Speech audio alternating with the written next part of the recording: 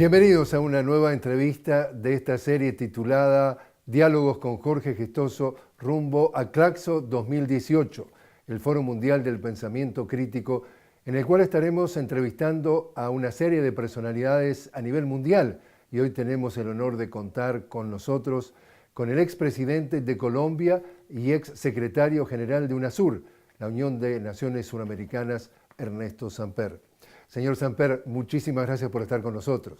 No, Jorge, muy complacido de estar en este programa y en esta sintonía. Señor Samper, como usted sabe, Oxfam, esta organización que se dedica a ayuda humanitaria con sede en 90 países, una organización no gubernamental, acaba de revelar un informe en el cual dice que el 82% de la riqueza generada a nivel mundial fue a parar a manos de solo el 1% y el 50% de la población más pobre del mundo, estamos hablando de 3.700 millones de personas, no vio ningún mejoramiento en su calidad de vida. Y como usted sabe, nuestra América Latina, según Naciones Unidas, sigue siendo la región más desigual del planeta y un informe de CEPAL acaba de confirmar que ha habido un retroceso en cuanto a la lucha de la pobreza. Se ha aumentado la pobreza. ¿Cómo explica usted lo que está pasando entonces en nuestra América Latina? Bueno, lo primero es que esta reflexión que hace Oxfam sobre la desigualdad del reparto del ingreso en el mundo, pues nos debe llevar a una reflexión muy sincera de que así como no se puede repartir mejor la leche si no se reparte la vaca, mientras que no haya una verdadera redistribución de la propiedad y una democratización de la misma, no podremos aspirar a que mejoren las condiciones de la distribución del ingreso que produce esa misma propiedad. Es cierto, como usted afirma, que América Latina tiene un récord de desigualdad. No somos la región más pobre del mundo, pero sí somos la región más desigual. Y esa desigualdad no solamente tiene que ver con desigualdad social o de clases, también tiene que ver con desigualdad geográfica, desequilibrios o asimetrías a nivel laboral, diferencias entre campo y ciudad, temas de género, por lo cual es un tema bastante complejo. La región hizo esfuerzos muy importantes en los últimos 10 años, del 2004 a 2014, para sacar más de 120 millones de pobres de la pobreza a través de distintas medidas que en distintos gobiernos involucraron aspectos como el tema de la soberanía alimentaria, el tema del acceso universal a la educación o simplemente subsidios de servicios públicos. Pero lamentablemente la crisis económica reciente y nuevamente el error de los países de pretender hacer ajustes fiscales en medio de la crisis que gravan la inversión social ha llevado, como muy bien lo señala usted, a que el número de pobres que han regresado a su condición de tales en los últimos 3 años hasta el 2017 ha sido alrededor de entre 8 y 10 millones de personas. Y esto crea unas situaciones de particular dificultad, porque una cosa es no darle algo a alguien que nunca lo ha tenido y otra cosa es quitarle algo a alguien que lo acaba de recibir. Por eso es tan dramática la situación que plantea este retroceso social que está viviendo América Latina en materia de pobreza. Y por eso, ¿qué le parece entonces, señor Samper, cómo se podría revertir esta situación? Una situación que, según los analistas, la califican como de profunda injusticia social, y Oxfam concluye respecto a ese informe, dice, la crisis de la desigualdad se está agravando. Bueno, yo creo que lo primero, como ya señalaba, hay que actuar de una manera clara sobre no solamente la redistribución del ingreso, sino también sobre el reparto de la propiedad. Medidas como los impuestos de plusvalías, los impuestos de carácter patrimonial, medidas como expropiaciones administrativas para beneficiar desarrollos urbanos o encaminados a la vivienda de interés social, y en esto menciono y subrayo el caso de Colombia, medidas para mejorar las condiciones de reparto de las tierras y crear verdaderas economías rurales en un país que, repito, como Colombia, el 1% de los propietarios tiene el 70% de las tierras. Pues yo empezaría por eso, pero adicionalmente hay unos mecanismos que reproducen la pobreza y hay que detener esos mecanismos que operan como un taxímetro diabólico, porque a medida que se hacen políticas de focalización, políticas de universalización de los servicios públicos o sociales, estas medidas van remando en contrario. Por ejemplo, la baja fiscalidad que tiene la región, mientras que países nórdicos como Noruega, Suecia, los ciudadanos pagan el 56% en impuestos del Producto Interno Bruto. Esa fiscalidad aquí en estos países no llega ni siquiera al 20%. O sea, la gente no solamente no está pagando los impuestos, sino que los pocos impuestos que se están pagando son impuestos regresivos, porque son impuestos al IVA, al consumo, que graman por igual a todos sin tener en cuenta su capacidad de pago. El segundo tema de reproducción de pobreza tiene que ver con la educación.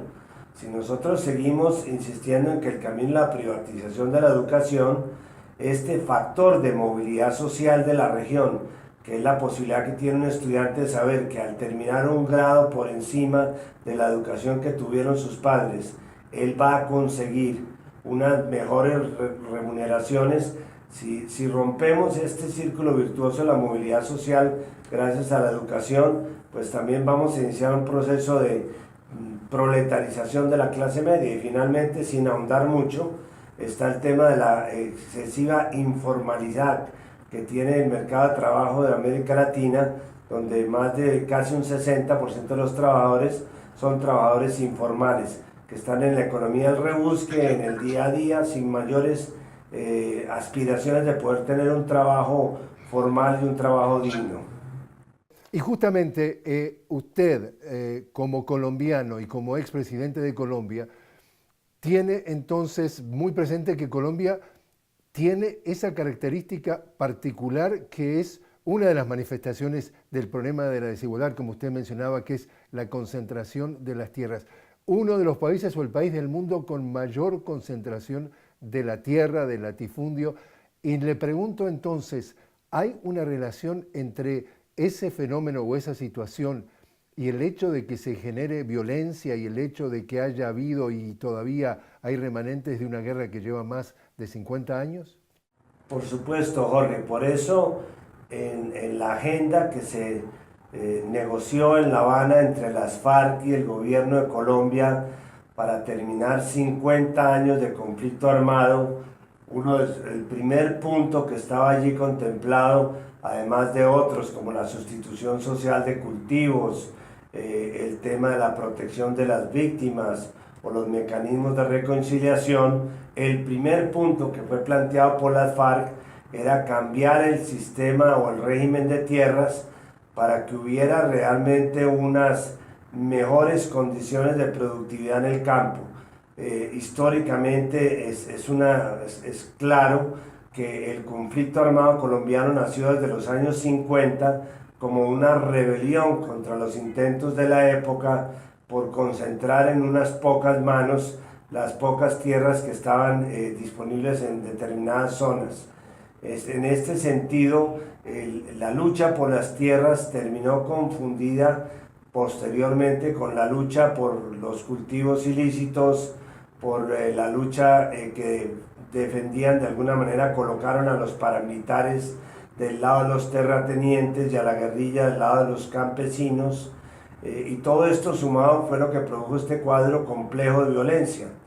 Es más, es el mismo cuadro que de alguna manera se está tratando de reproducir en las pocas zonas que en este momento todavía tienen una presencia de violencia armada en Colombia. No debemos olvidar que las FARC tenía alrededor de 267 municipios en los cuales tenía una presencia armada, y esta presencia pues hoy día ha quedado reducida a unas zonas en las cuales se está combinando de una manera explosiva pues el tema de la presencia de los carteles internacionales de la droga, la siembra de cultivos ilícitos, problemas de marginación de poblaciones étnicas, especialmente afrodescendientes e indígenas, y todos estos factores pues han creado unos cuadros focales de violencia que son los que en este momento el gobierno tiene que manejar, no solamente con una presencia armada, sino también con una presencia social del Estado en estas zonas de conflicto.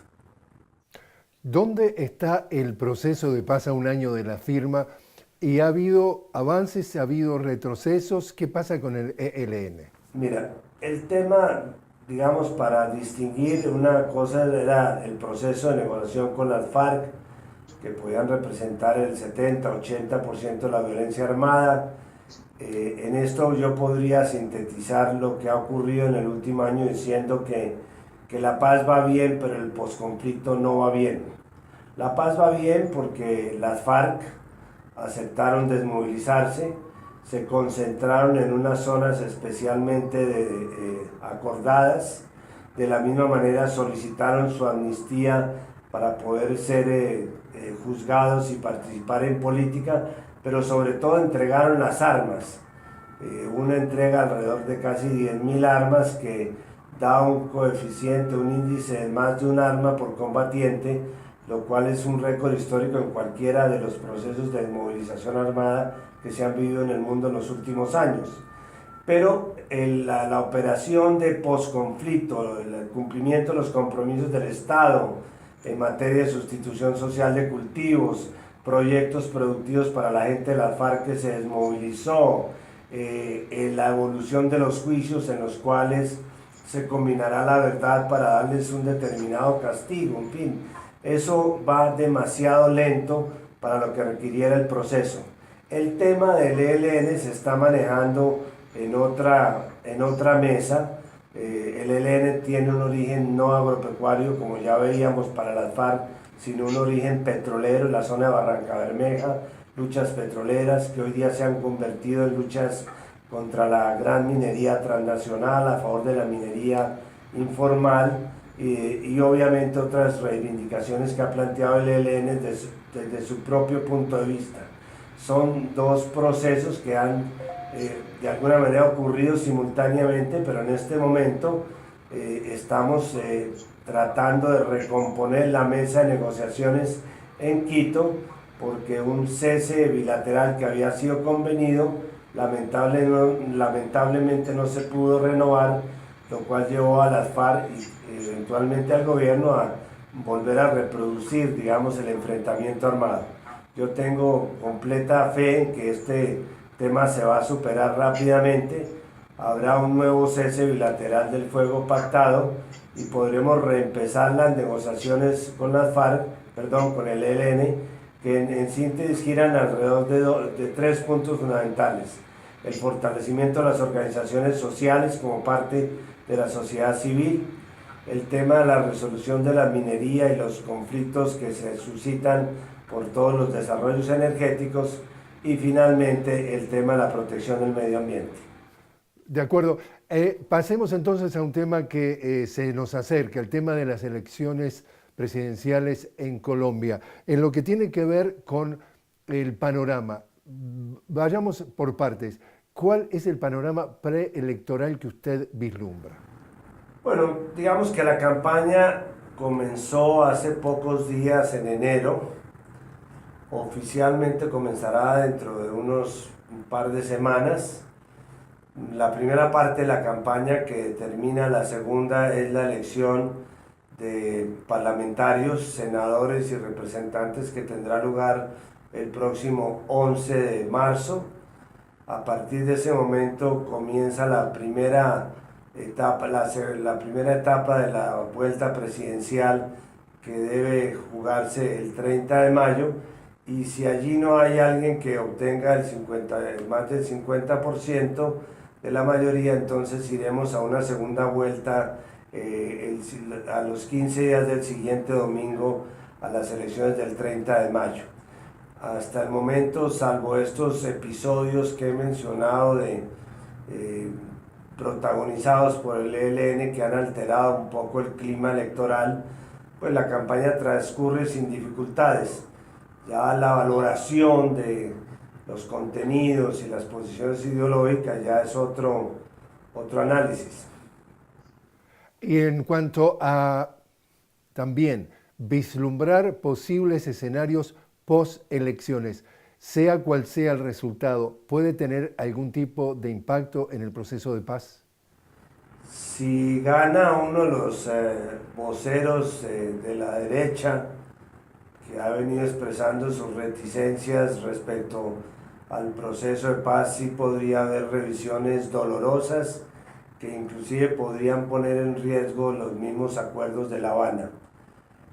Si gana una persona que esté comprometida medianamente con la continuidad de los acuerdos, manteniendo las partes fundamentales del desarme, de la participación en política de quienes combatieron, de la posibilidad de que sean juzgados en un tribunal en el cual se combine el tema de la verdad con el de la justicia y la reparación, pues no habría mayores sobresaltos. Por supuesto que a mi juicio el mayor desafío para cualquiera de los gobiernos que llegue es el de cumplirle a nombre del Estado colombiano a las 15.000 o 20.000 personas que resolvieron o aceptaron dejar la lucha armada sobre la base de que se les hiciera un apoyo para poderse reinsertar a la vida civil.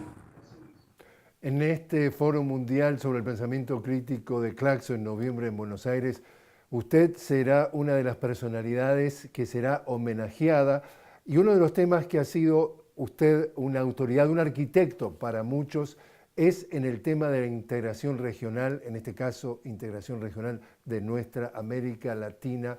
Dado su experiencia como secretario general de UNASUR, esos 15 años de experiencia, ¿dónde está hoy entonces la integración regional en América, en nuestra querida América Latina? Pues Jorge, creo que estamos atravesando, primero pues estoy muy reconocido de este acto que tendrá lugar en Claxo en noviembre, tengo un gran respeto por la entidad, por los centros que la conforman, en fin, por sus dirigentes, su secretario general, Paolo Gentili. Y segundo, hay una gran paradoja aquí porque nunca había sido tan necesaria una voz desde los escenarios de la integración y nunca habíamos estado tan paralizados en la capacidad de hablar y de expresar esas opiniones. Me explico. Las posiciones adoptadas por el presidente Trump, que reiteró en términos generales en su discurso en el día de ayer ante el Congreso de los Estados Unidos en materia de restricciones al ingreso de migrantes, que obviamente nos perjudica especialmente a los latinoamericanos, la construcción del muro en México, la parálisis del Tratado de la Alianza del Pacífico para promover el libre comercio, las medidas de proteccionismo que ha venido tomando para limitar el acceso de productos latinoamericanos a sus mercados, o la atracción con competencia desleal de inversionistas que ya habían tomado su decisión de invertir en América Latina, pues nos colocan frente a una coyuntura muy difícil que se viene a sumar a que hasta ahora estamos saliendo de la crisis económica en la cual nos metimos en el 2014. En este momento sería cuando se deberían escuchar voces que desde distintos centros de integración puedan alertar sobre los peligros que en este momento se ciernen sobre la región, incluidos los que ya hablamos hace algunos minutos sobre las posibilidades de que la región vuelva a una fase de reempobrecimiento y de proletarización de su clase media. En ese caso, ¿qué es de todas las lecciones aprendidas a través de su experiencia como secretario general de UNASUR, qué es el tipo de error que no debemos volver a cometer en América Latina respecto a este tema de la integración o de las asignaturas pendientes de la integración?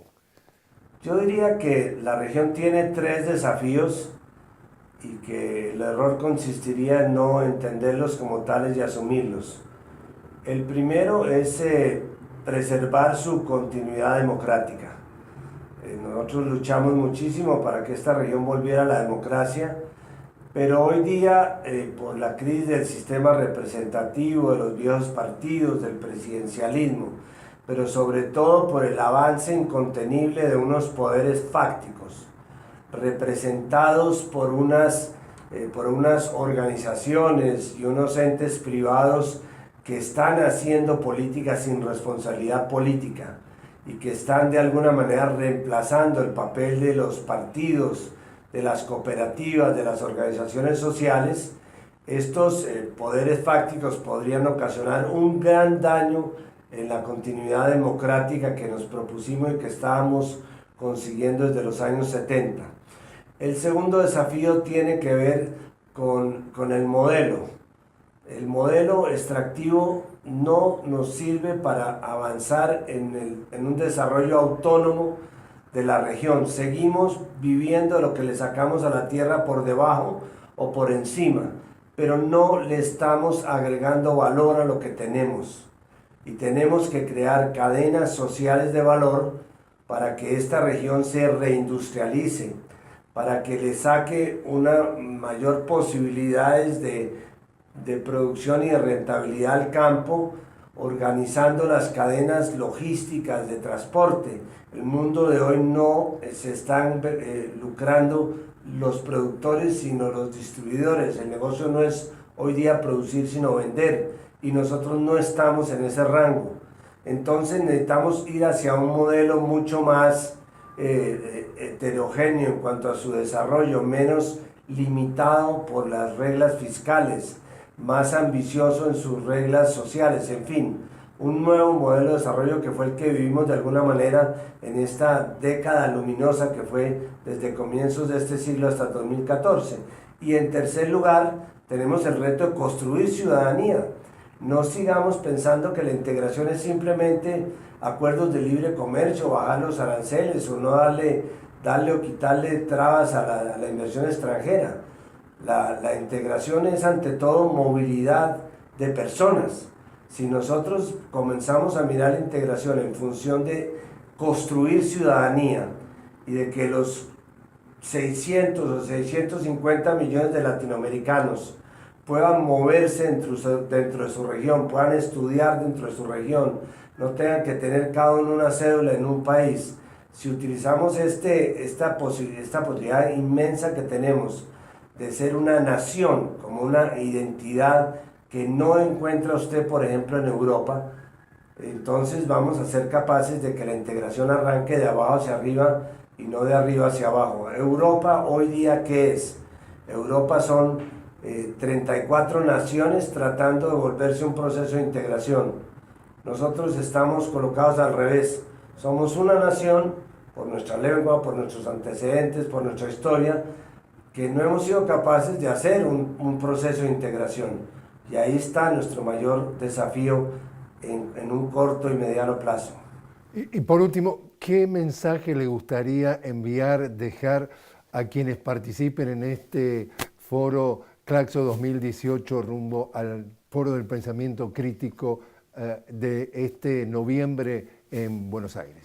Pienso que esta oportunidad que se tiene de que todas las personas que están tomándole el pulso a la situación social de la región puedan encontrar unos nuevos caminos para resolver esta tragedia de seguir siendo, después de muchísimos años, la región más desigual del planeta, y encontrar fórmulas creativas, menos retóricas, más pragmáticas, inclusive científicas, que nos permitan avanzar en la reducción de los niveles de desigualdad, en el aumento de los niveles de participación política, en la preservación de América Latina como una zona de paz en el mundo que fue de donde nacieron los procesos de integración, y en una región donde la aplicación de los derechos humanos se convierta en políticas públicas.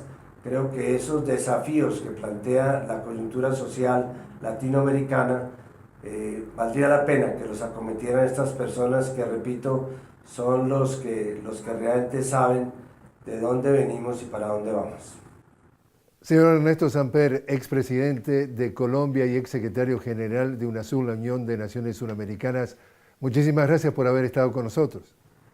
No, Jorge, muy complacido de estar este rato con ustedes aquí desde el norte de Sudamérica. Un saludo para todos los latinoamericanos, que es nuestra casa grande.